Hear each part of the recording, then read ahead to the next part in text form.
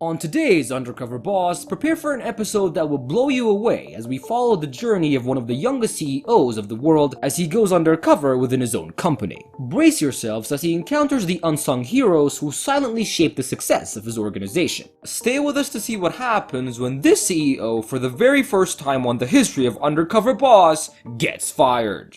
Michael Rubin is the founder and CEO of GSI Commerce. GSI Commerce is an e-commerce business which handles merchandising and shipping to other large companies and organizations like the NFL and MLB. GSI creates the websites for the products, and they then store and ship the product directly to the customers. And this means that most online shoppers have used GSI systems to get their products. Mike loved business since he was a little boy, and when he was 8 years old, he sold stationery door to door, and by the time he was 14, he opened his own ski shop, and by the time he was 21, he had a business making $100 million.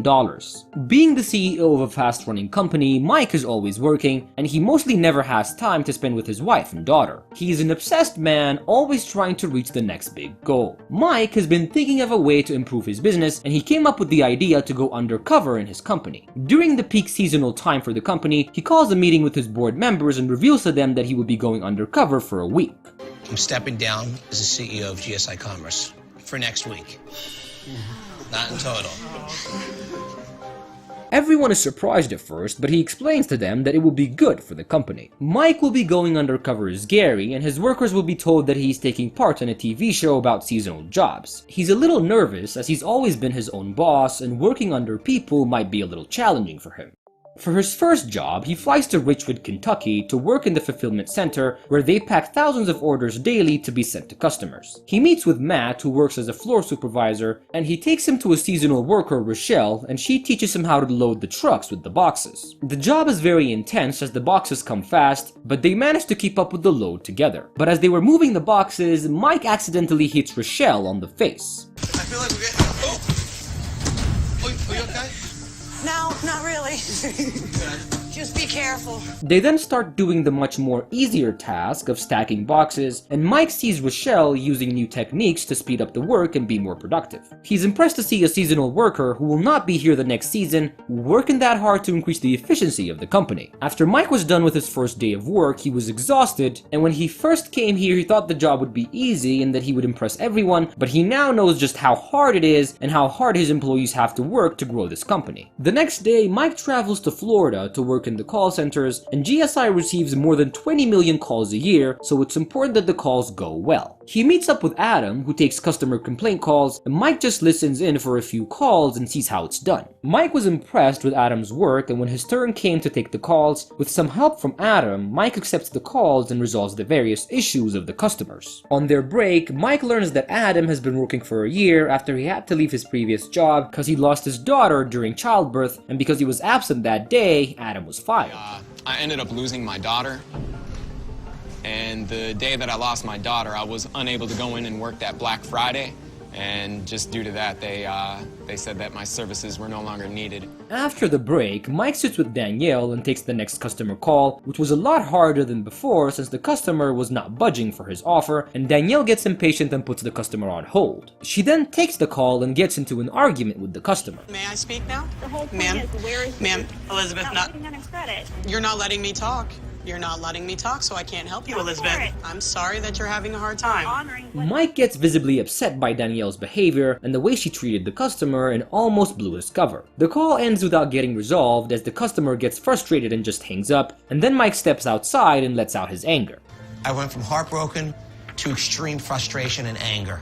Not what I expect of my employees. For his next job, he travels back to Richwood, Kentucky to work in the fulfillment center to work as a box patcher, and he meets with packing supervisor Greg, who immediately takes him to the packing area. He is put alongside Shannon, who teaches him how to pack, and Shannon is very fast and she does double the work. Mike is impressed with her speed and tries to follow under her, but it doesn't really go well as he only does half the requirement. During their lunch break, they talk about family, and he learns that Shannon works 7 days a week to help her family out. On their next shift, Gary comes back with Mike's packed boxes, which had multiple problems. He tells him that he's not reaching the requirement and fires Mike on the spot. Between the issues with the boxes and your numbers, we no longer need your services. Nothing I can do. No.